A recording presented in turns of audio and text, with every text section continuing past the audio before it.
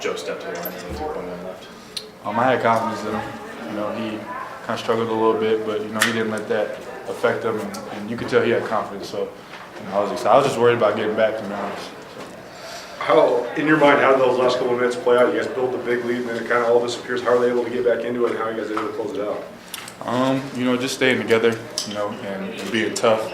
We try to give it away to them, and credit them. They played really hard, and they made the right adjustments. But we fought and got the W, and that's all that matters. Zach, down low, was that game as physical as it looked like it was? Yeah, that game was physical. I mean, there was a lot of fouls being called. No, the fouls are physical, but those guys are big. They're strong. It was pretty tough down there.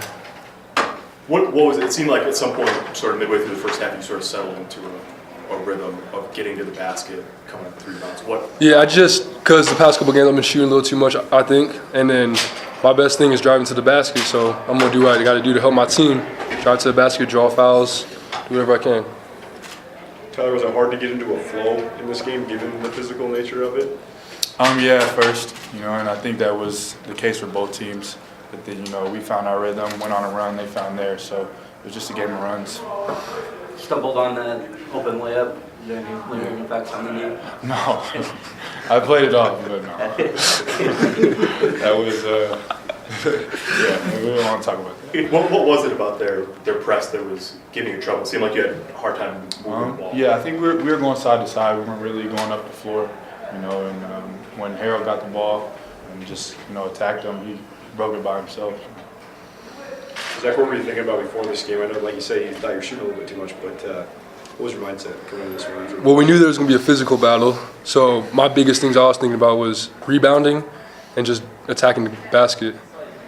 Because Coach gave us a great scout report about their team, and I think we did a decent job on the scout, so I think that's what did it for us. I know it's just 2 games in the year, but after losing a close one to open, what does winning a close one and hanging on mean for the young team? I mean, building momentum is one thing, and we got a lot of new guys, so winning the game is probably exciting. So, we can just get on the right track now and keep moving forward. What did you think of Harold tonight? He was great, that's how he can help us, getting the ball, attacking. He has great vision, he can shoot the ball, and just being aggressive, that's what we want him to do. Sometimes he, doesn't really understand that he needs to be more aggressive, but, once he figured it out, he's great for us. Harold's jump shot hasn't gone down much the first 2 games, but is he the kind of guy who you want you keep telling him to shoot the ball? Yeah, I mean, we want him to shoot whenever he's open. I mean, we call him Norway Curry. He shoots like Steph Curry. I mean, he's nice. He's going to be really good. Can you guys talk about the crowd tonight for the opening game? It was a great crowd. It was really good to see a bunch of students here. I know they've been working really hard on getting more students to come to our games. And, I mean, I like the turnout. It was loud. It's a fun, exciting game all around. What's it like here? You have had a stretch like this since I don't think either of you have been here, where you've got 3 home games in a week, Monday, Wednesday, Friday. What's that? What are you trying to get accomplished this week? I mean, we try to win all our home games. Yeah. Like, flat out, just win our home games. And it's better that they're at home than on the road. So. Anybody can have a first question. Go ahead. What, the last 4 minutes, in your eyes, what happened? Well, first of all, I would start out with this. Incredible student crowd tonight that got our crowd going. They were incredible. Bethany did a great job of getting them going and stuff like that, so I want to start it out with that. Now, second of all, there's a reason we're playing home games, and there's a reason we're playing good teams at home. This type of game will pay dividends mid-January and February because that's what Sac State will do. That's what Montana will do. It does us no good to go and play a team that we can beat by 35, and we need 1 or 2 of those, but we come off a road game against the Pac-12, and we head into this game, and quite honestly, guys, I worked with Bob 27 years ago at Marshall our first year. He's a very good coach. He's had this program in the tournament, I don't know, quite a few times in the last few years. They're well coached. They're a very good team. I'm going to look at it a little differently. We just beat a really good basketball team, and we found a way to win, and never underestimate the importance of winning a basketball game come November 14th. What was going well when it was going well? You guys built that nice lead. Well, we got ourselves in foul trouble. And when we had the lead on the floor, we had our main guys on the floor. And then I had to put some guys in that don't have that experience. But then I flip and choose to look at it. Now, Harold got some experience. Joe got some experience. Devontae got some experience against a press and understand that. So it hurt us, but we found a way to win, and guys walked away with playing a lot of minutes against a team that got after them a little bit, and we'll take that. What does it say about Joe for him to have his struggles? He's seen a lot of new stuff, Yeah. and then to step to the line with 2 seconds left and make 2 free throws. Those are big. Watch those people get chosen at halftime to shoot free throws, see how many they make. It's not as easy as it sounds, and, you can shoot 1,000 of them, and that basket, like I always say, is about the size of a Catholic communion cup when you're by yourself. And Joe stepped up there and knocked him down, and, that's big, and those are the kind of things that you got to have those moments as a new player that pushes you to another level that you can win the game. So many guys worry about winning the game on a jump shot or something like that. Joe won that on an offensive rebound, 2 free throws. That speaks well for what he was doing. What do you think of Zach's response? That was Zach, I know. He was a man in there. He got a little full of himself trying to block some shots, but he was a man on the boards. He was going at the basket. You guys tell me, you've seen us for 2 years, that's kind of the Zach that's a pretty good player. He went in there and got that M1 there in the second half. We started him off with a dribble fist slip to start the second half to get him going again, and we kept him involved, and just would have liked to kept him on the floor because, he's kind of somebody I have some trust in. Harold, what did you think of his ability to run the show?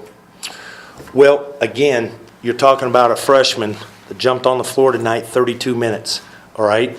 Now, Harold is a perfectionist. So Harold's going to look at this and go, I missed some big free throws. I missed some big things. That's what motivates Harold to be better. Harold stood in there.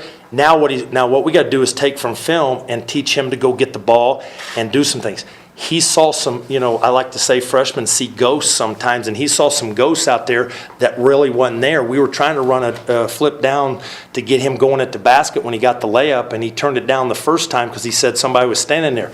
Attack. They were going to the line. Fellas, there was 87 free throw shot today. I mean, it was Elk's free throw contest out there. How do you navigate? You had 3 guys with 4 fouls with 12, 15 left right around there. I mean, I've told everybody on the team, be ready to play. We were sitting there. One of the things that I want to go back and look at the tape is I would say of our fouls, how many? We had 36 fouls. I'd say 10 of them were blocking out. And so there's part of that they were aggressive, and we wanted to be an aggressive physical team tonight. Now I just got to go back and look at it on film and see were we really hitting them and dislodging them, because that's a point of emphasis. But that's the way the game's going to be called. If you look, everybody's shooting a lot of free throws. We just got to respond better to it and not foul them when it's away from the ball and put them on the line when there's really no reason to. What do you say to Quentin after the technical there? It's a heated play. Quentin's accused everything about the team, okay? And he wanted to make a play. He got frustrated. Nate, the official, gave him a chance to walk away. You just have to walk away. It's a bigger thing than you. That's why our names aren't on the back of the jerseys. It's Montana State. Q apologized to his team. He's got to get better. I think that might have been the first technical we've had in my 3 years. And it's an emotional thing. Q's wanting to win. We just got to learn from that and go on. And he knew it. And I'm just glad his teammates picked him up and found a way to win. were you trying to get on the last possession? Were you trying to get Tyler going Right. toward the back? Yep, trying to get him go right, and then they played it that way, and he came back to the left, and we were at him. We were going to put it in his hands. I don't know if you guys know that. There's a stretch there where he scored like 7 in a row, where he was just really cooking. When you watch him do that, I mean, it must make you pretty happy. It does, makes our plays look pretty good too. He's a good player, and he continues to do some things, and he knows he turned the ball over again too much, and 3 of those didn't need to turn over. And you're talking about a guy that there's guys that are really good that want to be challenged, and guys that are really good that just it's easy for them. Tyler wants to be challenged. That's what pushes him to another level. You're talking about a guy got 28 points, and he'll see the 6 and the turnovers, and he'll be in there tomorrow morning watching film going, what'd I do wrong, what'd I do wrong? And that's the kind of guy you want to coach. And, he's on the floor for 36 minutes. I got him a really extended break there in the first half. And but we're going to play him. Bartley kept scoring in the second half, but did you feel like you made him work for it a little more and give him less open? Yeah, I thought Devontae and Joe did a better job on him.